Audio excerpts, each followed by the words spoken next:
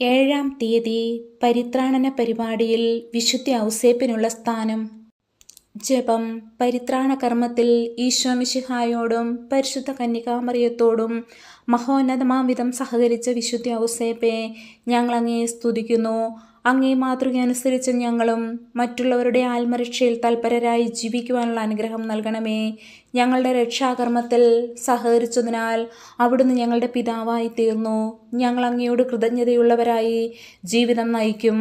മക്കൾക്ക് അനുയോജ്യമായ വിധം ഞങ്ങൾ ഈശോയെയും ദിവ്യജനനിയെയും അങ്ങയെയും സ്നേഹിക്കുകയും ചെയ്യട്ടെ. അങ്ങേ പൈതൃകമായ പരിപാലനയും സംരക്ഷണവും ഞങ്ങൾ പ്രത്യാശിക്കുന്നു. പ്രാർത്ഥിക്കാം.